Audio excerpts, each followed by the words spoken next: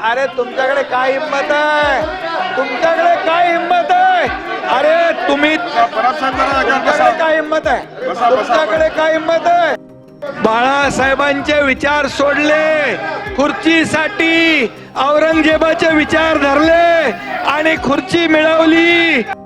हे गेले होते लोटांगण घालून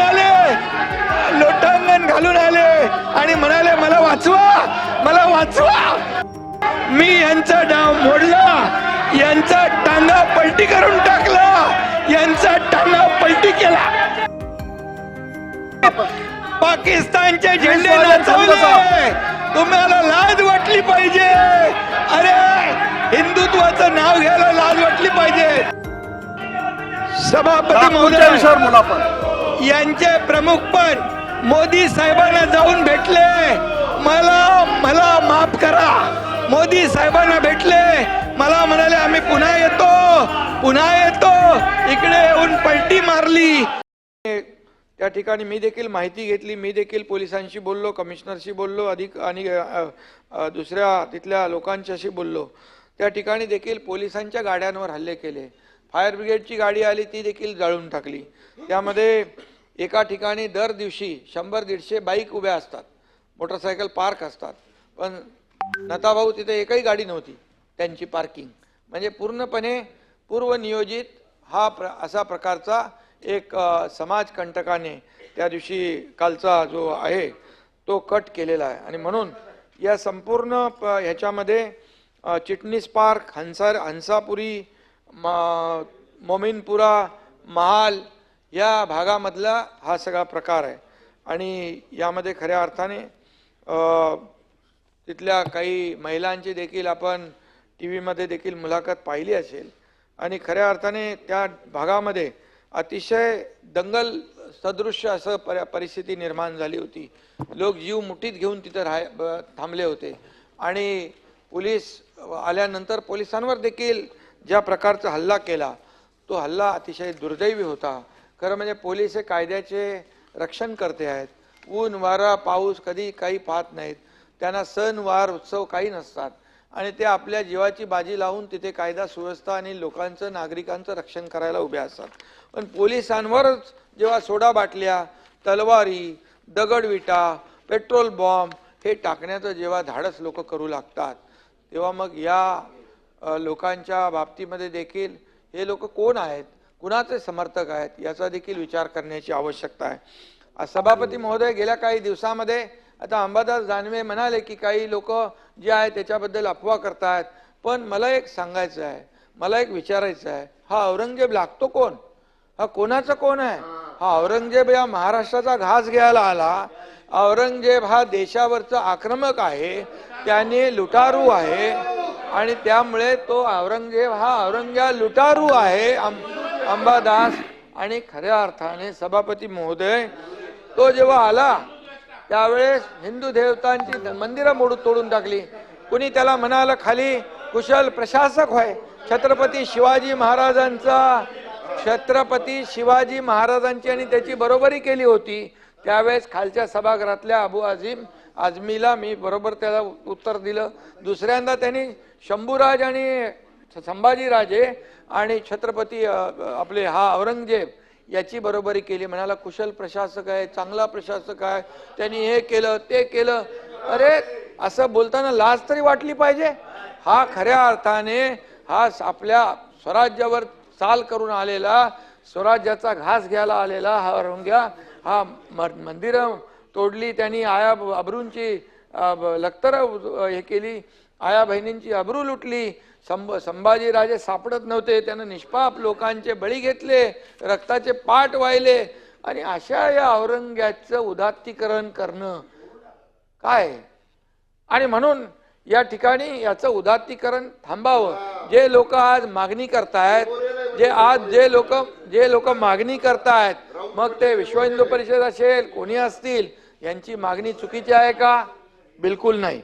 आणि म्हणून आतापर्यंतच्या इतिहासामध्ये अनेक देशांनी जे आक्रमणकारी होते त्यांच्या खुणा पुसून टाकल्या आणि ज्यांनी शौर्य गाजवलं त्यांच्या खुणा ज्या आहेत या तिथून ऊर्जा आणि प्रेरणा घेण्यासाठी ठेवल्या. आपल्या ब्रिटिश सरकारच्या काळात इथं विटीचं स्टेशनचं आपण व्हिक्टोरिया टर्मिनस होतं त्याचं छत्रपती शिवाजी महाराज केलं. या ठिकाणी एअरपोर्टचं नाव बदली केलं.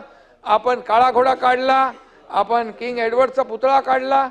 मग हे जर आहे तर संभाजीनगर आपण केलं, अहिल्यानगर आपण केलं, आपण हे धाराशिव केलं, आपण हे सगळं केलं. आणि मग मला एक सांगा, खऱ्या अर्थाने या ठिकाणी जेव्हा ज्यांनी शंभू राजांचा अनन्वित छळ केला, ज्यांनी त्यांची नखं कापली, खेचली, त्यांनी त्यांची चामडी सोलली, त्याच्यावर उकळतं तेल टाकलं, ती मीठ चोळलं, डोळे लाल लाल शिगांनी ज्या त्यांनी फोडले, जीभ कापली, अशा शंभूराजांचा अपमान अत्याचार करून धर्म बदलत नाही म्हणून बलिदान त्यांनी दिलं आणि त्यांचे तुकडे तुकडे केले. आणि असं केल्यानंतर काही लोक म्हणतात, काही लोकांनी ते काय काँग्रेसचे प्रदेशाध्यक्ष त्यांनी देवेंद्र फडणवीस आणि औरंगजेबाची तुलना केली, म्हणाले क्रूर प्रशासक काय. अरे कुठला क्रूरपणा त्यांना दिसला त्यांच्यामधला? त्यांचे काय डोळे काढले का? त्यांचे काय जीभ काढली का? त्यांचे काय कातडी सोडली का? त्यांचे काय नख कापले? काय केलं? अरे काय बोलायचं, कोणाची तुलना कोणी करायची? आणि म्हणून माझं सभापती महोदय एवढंच म्हणणं आहे की या ठिकाणी जे औरंग्याचं उदात्तीकरण करतायत ते थांबलं पाहिजे. आणि ज्यांनी उदात्तीकरण खाली केलं त्यांना निलंबित करण्याचं काम केलंय सरकारने, त्यांच्यावर गुन्हा दाखल केलाय. आणि खऱ्या अर्थाने यामध्ये औरंगजेबाने तुमचा पण छळ झालाय का? आणि सभापती महोदय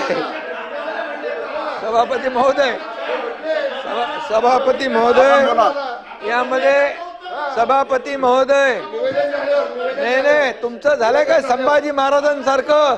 तुमचे काय नाही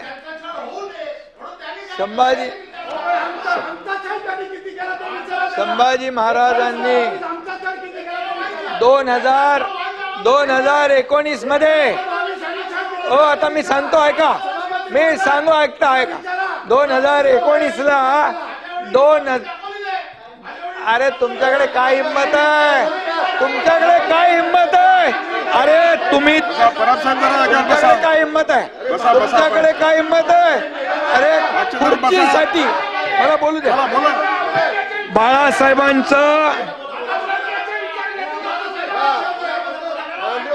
बाळासाहेबांचे विचार सोडले, खुर्चीसाठी औरंगजेबाचे विचार धरले आणि खुर्ची मिळवली यांनी. आणि म्हणून या सरकारमध्ये तुम्हाला या हिंदुत्वावर बोलण्याचा अधिकार नाहीये. आणि म्हणून बाळासाहेबांचे ज्यांनी विचार सोडले खुर्चीसाठी तुम्ही 2019 मध्ये सत्ता मिळवली, काँग्रेस बरोबर जाऊन तुम्ही काँग्रेसमध्ये जाऊन सत्ता मिळवली आणि बाळासाहेबांचे विचार सोडले, औरंगजेबाचे विचार स्वीकारले. आणि म्हणून तुम्हाला बोलायचा अधिकार काय?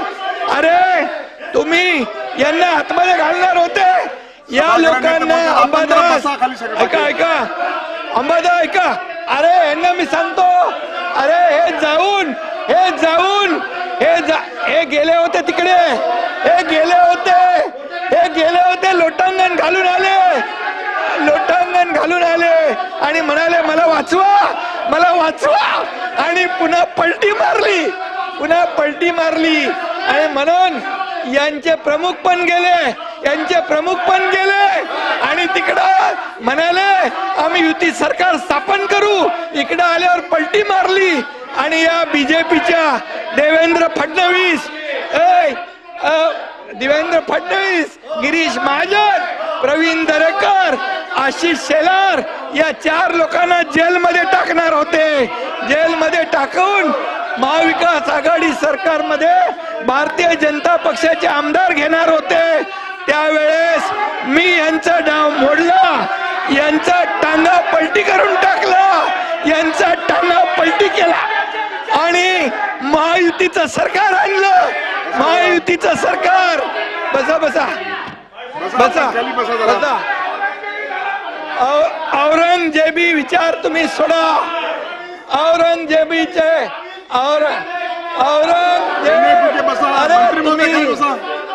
अरे तुम्हाला नोटीस आली. तुम्हाला नोटीस आल्यानंतर तुम्ही गेले. हे एक मिनिट तुम्ही बसा खाली. बसा ना जरा. आपण का उभे आहेत? आपण का उभे आहेत? बसा ना जरा. आपण हेमंत पाटील जरा खाली बसा. बसा. गिरीश महाजन आपण खाली बसा. खाली बसा. हेमंत पाटील खाली बसा. अरे आपण बसा जरा. सगळे खाली बसला ऐकतात. उपमुख्यमंत्री सरकारची भूमिका 289च्या अनुषंगाने आपल्याला देत आहेत. मला वाटतं की त्यांचं बोलणं कंप्लीट झाल्याच्या नंतर आपण पुढे जाऊया. परंतु शासनाची भूमिका आपल्या 289च्या अनुषंगाने जर बोलले असतील तर आपलं नाव घेतलं नाही. आपण कोणत्या मुद्दे बोलला? अरे सत्तेसाठी हे लाचार झाले. सत्ता मिळावी म्हणून तुम्ही बाळासाहेबांनी ज्या काँग्रेसला लांब ठेवलं त्या काँग्रेस बरोबर बसले. औरंगजेबी विचार तुम्ही घेतले. बाळासाहेबांचे विचार सोडले. शिवाजी महाराजांचे विचार सोडले. अरे तुम्ही काय शंभूराज. आणि म्हणून तुम्हाला सांगतो. आणि या एकनाथ शिंदेने धाडस केलं. शिवसेना वाचवली. धनुष्यबाण वाचवला. म्हणून 80 पैकी 60 जागा आल्या. तुम्ही 100 लढवल्या. 20 जागा आल्या तुमच्या बरोबर. आणि म्हणून तुम्हाला जनतेने धडा शिकवलेला आहे. जनतेने धडा तुम्हाला शिकवलाय. जनतेने तुमची जागा दाखवली आहे. आपण बसा. विरोधी पक्षात आपण जरा बसा. जनतेने तुमची जागा दाखवली आहे. आणि तुमच्यात हिंमत असेल तर सांगा. आपण असं करणार, टॉर्चर करणार, त्यावेळेस आपण भाषणामध्ये व्यत्यय येत असताना दोन्ही बाजूच्या सदस्यांनी असं उभं राहणं योग्य नाहीये. लोकसभेच्या निवडणुकीमध्ये याकूब मेमन याची कबर सजवली. तुम्ही लोकसभेच्या निवडणुकीत पाकिस्तानचे झेंडे नाचवले. तुम्हाला लाज वाटली पाहिजे. अरे हिंदुत्वाचं नाव घ्यायला लाज वाटली पाहिजे. आणि म्हणून या एकनाथ शिंदेने धाडस केलं. हिंदुत्वाचं सरकार आणलं. हिंदुत्वाचं सरकार, बाळासाहेबांच्या विचारांचं सरकार आणलं. 2.5 वर्ष आम्ही महायुतीचा कारभार केला. 2.5 वर्ष महायुतीचं सरकारने काम केलं. म्हणून तुमचं विरोधी पक्ष नेता पण गेलं. अरे तुमचं काही गेलं. आणि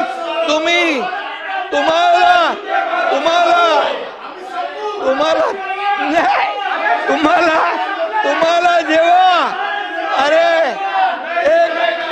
एक अंदर की बात है. सभापती महोदय मला एक गोष्ट बोलायला सांगा. सभापती महोदय यांचे प्रमुख पण मोदी साहेबांना जाऊन भेटले. मला माफ करा. मोदी साहेबांना भेटले. मला म्हणाले आम्ही पुन्हा येतो. इकडे येऊन पलटी मारली. तुम्ही पण गेले होते. तुम्हाला जेव्हा नोटीस आली तेव्हा तुम्ही गेले होते. आणि तुम्ही म्हणाले मला याच्यातून सोडवा. नंतर सुटल्यावर तुम्ही पलटी मारली. ही मला गोष्ट माहित आहे. आणि म्हणून सांगतो तुम्हाला. आम्ही जे केलं ते खुलेआम केलं. आम्ही लपून छपून गेलो नाही. जे केलं जेव्हा शिवसेना धोक्यात आली, धनुष्यबाण धोक्यात आला, बाळासाहेबांचे विचार धोक्यात आले, हिंदुत्व धोक्यात आलं, तुम्ही औरंगजेबी विचार स्वीकारले. त्यावेळेस आम्ही सरकार पलटी केलं. तुमचा टांगा पलटी करून टाकला. अरे शेर का. अरे त्याला वाघाचं हे करायला वाघाचं काळीज लागतं. अरे लांडगा वाघाचं कांदड पाकून. एक मिनिट. लांडगा वाघाचं कातड पांघरून वाघ होऊ शकत नाही. याला वाघाचा काळीज लागतं. ए शेर का बच्चा है, शेर का बच्चा, खुलेआम किया. हिम्मत है तुम्हारे में. अरे जनता ने तुम्हारे को दिखाई दिया, जनता ने दिखाया, तुम्हारी जगह दिखा दी. तुम्हाला विधानसभेच्या जागा 100 लढवल्या, 20 जिंकल्या. या पठ्ठ्याने 80 लढवल्या, 60 जिंकल्या. अरे तुम्ही काय लढवणार? तुम्हाला भूमिका बदलली. यांनी शिवाजी महाराजांची भूमिका बदलली, बाळासाहेबांची भूमिका बदलली. तुम्ही हिंदुत्वाचे विचार सोडले म्हणून घरकाना घाटका झाले. घरकाना घाटका, इधर कभी नाही उधर कभी नाही. आणि म्हणून परब साहेब, तुमचा इतिहास मला माहित आहे. मला बोलायला लावू नका, मी बोलत नाही.